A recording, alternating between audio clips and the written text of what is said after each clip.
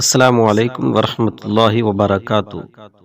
آج ہم آپ کو ایک ایسا واقعہ بتانے جا رہے ہیں کہ جس گاؤں کی خواتین ایک ایسے مرد کے ساتھ حیرت انگیز خواہش کا اظہار کرتی ہیں کہ سننے والوں کے رونگٹے کھڑے ہو جاتے ہیں۔ یہ واقعہ ایک خوبصورت وادی کے درمیان ایک چھوٹا سا گاؤں تھا جس کا نام امن نگر تھا۔ اس گاؤں کے لوگ نہایت خوش اخلاق، مددگار اور متحد تھے۔ یہاں کے مرد کھیتوں میں کام کرتے، خواتین اپنے گھروں کو سنوارتی اور بچے کھیتوں میں کھیلتے۔ یہ گاؤں اپنی روایات اور سادہ طرز زندگی کے لیے مشہور تھا، لیکن اس گاؤں کی سب سے بڑی خاصیت یہ تھی کہ یہاں کے لوگ علم اور نیکی کو سب سے زیادہ اہمیت دیتے تھے۔ گاؤں کے بزرگ اکثر یہ کہا کرتے، ایک تعلیم یافتہ اور نیک انسان ہی آنے والی نسلوں کو بہتر بنا سکتا ہے۔ یہی وجہ تھی کہ گاؤں کی خواتین ہمیشہ اس بات پر زور دیتی کہ ان کے بچے اعلیٰ اخلاق اور تعلیم حاصل کریں۔ لیکن ایک دن ایسا واقعہ ہوا جس نے گاؤں کے سکون کو ہلا کر رکھ دیا۔ فراز ایک اجنبی مسافر تھا جو گاؤں میں ایک شام پہنچا۔ وہ ایک لمبے سفر سے تھکا ہوا تھا اور آرام کی تلاش میں تھا۔ گاؤں کے لوگوں نے اسے خوش آمدید کہا اور ایک جگہ رہنے کے لیے دی۔ فراز کی شخصیت کا جادو گاؤں کے لوگوں پر چھا گیا۔ وہ نہایت ہمدرد، ذہین اور مخلص انسان تھا۔ وہ ہر کسی کی مدد کرتا، ہر کسی کے مسائل سنتا اور نہایت دانائی سے ان کا حل نکالتا۔ فراز کا سب سے بڑا کمال اس کی حکمت اور انصاف پسندی تھی۔ گاؤں کے لوگ اس سے متاثر ہونے لگے، خاص طور پر خواتین، جنہوں نے محسوس کیا کہ فراز جیسا مثالی مرد ان کے بچوں کے لیے ایک بہترین نمونہ ہو سکتا ہے۔ گاؤں کی خواتین نے آپس میں مشورہ کیا اور ایک عجیب فیصلہ کیا۔ ہم چاہتے ہیں کہ ہمارے بچے فراز کی خوبیوں کے حامل ہوں۔ ہمیں چاہیے کہ ہم سب فراز سے اولاد حاصل کریں تاکہ ہماری آنے والی نسلیں مثالی بن سکیں۔ فیصلہ گاؤں کے ماحول میں ایک بہت بڑی تبدیلی کا پیش خیمہ ثابت ہوا۔ خواتین نے گاؤں کے بزرگوں کے سامنے اپنی خواہش کا اظہار کیا، جو یہ سن کر حیران رہ گئے۔ گاؤں کے سب سے بڑے بزرگ حاجی صاحب نے کہا، یہ فیصلہ جذباتی ہے اور ہمیں اس کے اثرات پر غور کرنا ہوگا۔ فراز کی رضامندی کے بغیر یہ ممکن نہیں، اور یہ سوچنا ہوگا کیا یہ اخلاقی اور سماجی طور پر درست بھی ہے۔ فراز کو اس خواہش کے بارے میں بتایا گیا تو وہ حیرت اور پریشانی کا شکار ہو گیا۔ اس نے کہا کہ میں آپ سب کی عزت کرتا ہوں، لیکن یہ فیصلہ بہت سنگین ہے۔ اگر میں آپ سب کی خواہش مان بھی لوں تو اس سے گاؤں میں کیا مسائل پیدا ہو سکتے ہیں۔ ہمیں سوچنا ہوگا کہ ایک معاشرہ فرد واحد پر انحصار نہیں کر سکتا۔ فراز نے یہ تجویز دی کہ گاؤں کی خواتین اور مرد مل کر اپنے بچوں کی تربیت پر توجہ دیں، انہیں اچھے اخلاق اور علم کی روشنی دیں اور خود ایک مثال پیش کریں۔ فراز کی باتوں کے باوجود گاؤں میں اختلافات پیدا ہونے لگے۔ کچھ خواتین اپنی خواہش پر بضد تھیں، جبکہ کچھ نے فراز کی بات کو سمجھا اور اس کی حمایت کی۔ گاؤں کے مرد بھی پریشان ہو گئے۔ وہ محسوس کرنے لگے کہ ان کی حیثیت کم ہو رہی ہے اور فراز کی شخصیت کے زیر اثر ان کا کردار نظر انداز ہو رہا ہے۔ گاؤں کی فضاؤں میں تناؤ بڑھتا گیا اور لوگ سمجھ نہیں پا رہے تھے کہ اس مسئلے کو کیسے حل کیا جائے۔ گاؤں کے بزرگوں نے ایک بڑا اجلاس بلایا جس میں تمام مرد، خواتین اور بچے شریک ہوئے۔ اس اجلاس میں فراز نے ایک بار پھر اپنی بات رکھی، ایک معاشرہ کبھی ایک شخص پر منحصر نہیں ہو سکتا۔ اگر آپ واقعی چاہتے ہیں کہ آپ کی نسلیں بہتر ہوں تو اپنی تربیت کو بہتر بنائیں، اپنے بچوں کو علم میں دین، نیکی سکھائیں اور خود ایک مثال بنیں۔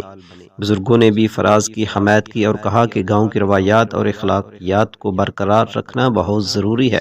اجلاس کے بعد گاؤں کی خواتین کے دلوں میں ایک عجیب کشمکش جاری تھی۔ کچھ خواتین نے اپنی خواہش کو ترک کر دیا، لیکن کچھ اب بھی اس بات پر اصرار کر رہی تھیں کہ فراز جیسا مرد ان کے بچوں کے لیے بہترین نمونہ ہے۔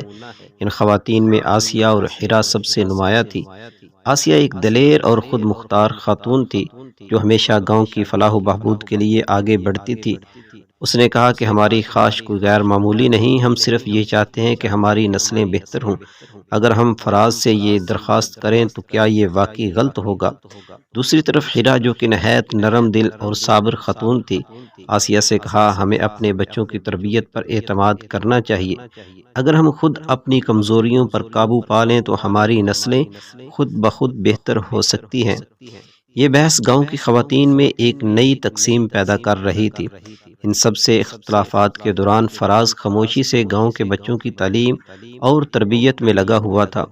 اس نے بچوں کو نہ صرف علم دیا بلکہ انہیں نیکی، اخلاقیات اور سماجی ذمہ داریوں کا درس بھی دیا۔ فراز اکثر بچوں سے کہا کرتا، اگر آپ اچھے انسان بننا چاہتے ہیں تو اپنے والدین کی عزت کریں، اپنے وقت کی قدر کریں اور ہمیشہ دوسروں کی مدد کریں۔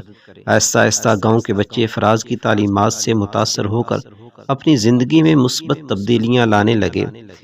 گاؤں کے کچھ مرد اس صورتحال سے ناخوش تھے۔ وہ محسوس کرتے تھے کہ خواتین کی خواہش نے ان کی حیثیت کو کمزور کر دیا ہے۔ ایک دن گاؤں کے چند مردوں نے فراز سے ملاقات کی اور کہا، ہم آپ کا احترام کرتے ہیں لیکن خواتین کا رویہ ہماری خودداری کو مجروح کر رہا ہے۔ ہم چاہتے ہیں کہ آپ اس معاملے کو ہمیشہ کے لیے ختم کریں۔ فراز نے ان مردوں کی بات کو غور سے سنا اور جواب دیا، آپ کی تشویش جائز ہے، میں خود بھی چاہتا ہوں کہ یہ معاملہ ختم ہو اور گاؤں دوبارہ پہلے جیسا خوشحال بنے، لیکن اس کے لیے ہمیں سب کو مل کر کام کرنا ہوگا۔ ہیرا، جو پہلے ہی خواتین میں اپنی سمجھداری کے لیے مشہور تھی، اس نے ایک حل پیش کیا۔ اس نے گاؤں کی تمام خواتین کو جمع کیا اور کہا، ہمیں سمجھنا ہوگا کہ ہم نے یہ خواہش کیوں کی تھی۔ اصل میں ہم فراز کی خوبیوں سے متاثر ہیں، لیکن کیا یہ بہتر نہیں ہوگا کہ ہم ان خوبیوں کو خود میں پیدا کرنے کی کوشش کریں؟ ہیرا نے خواتین کو قائل کیا وہ اپنے شوہروں اور بچوں کے ساتھ بہتر تعلقات قائم کریں اور فراز کی تعلیمات کو اپنی زندگی کا حصہ بنائیں۔ آسیہ، جو سب سے زیادہ ضدی تھی، ہیرا کی باتوں سے متاثر ہوئی۔ اس نے خود سے عہد کیا کہ وہ اپنے بچوں کی تربیت پر بھرپور توجہ دے گی۔ اس نے دیگر خواتین کو بھی یقین دلایا کہ وہ اس معاملے کو ختم کر کے گاؤں کے ماحول کو بہتر بنائیں گی۔ خواتین نے مل کر ایک نیا عزم کیا کہ وہ اپنی زندگی کو فراز کی تعلیمات کے مطابق ڈالیں گی اور اپنے بچوں کے لیے بہتر مستقبل تیار کریں گی۔ یہ نیا عزم گاؤں میں ایک مثبت تبدیلی کا پیش خیمہ ثابت ہوا۔ مرد اور خواتین نے مل کر اپنے بچوں کی تعلیم اور تربیت پر کام کرنا شروع کیا۔ گاؤں میں ایک نئی روح پھونکی گئی۔ فراز نے ایک تعلیمی پروگرام کا آغاز کیا جس میں بچوں اور والدین دونوں کو شامل کیا گیا۔ اس پروگرام میں بچوں کو اخلاقی کہانیاں سنائی جاتی، انہیں مختلف ہنر سکھائے جاتے اور والدین کو بہتر تربیت کے اصول بتائے جاتے۔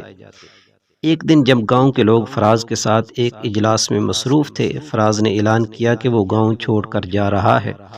اس نے کہا، میں یہاں آپ سب کے درمیان رہ کر بہت کچھ سیکھ چکا اور سکھایا، لیکن اب وقت آ گیا ہے کہ آپ سب اپنی زندگی کو سنبھالیں اور ایک مثالی معاشرہ قائم کریں۔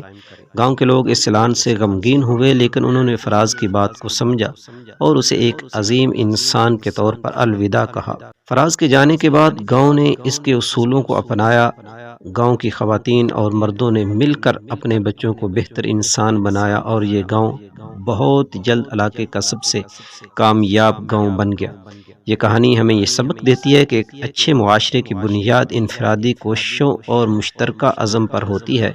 کسی ایک شخص کی شخصیت سے متاثر ہو کر اس پر انحصار کرنا کافی نہیں، بلکہ خود کو بہتر بنانا اور اپنی ذمہ داریوں کو سمجھنا ہی اصل کامیابی ہے۔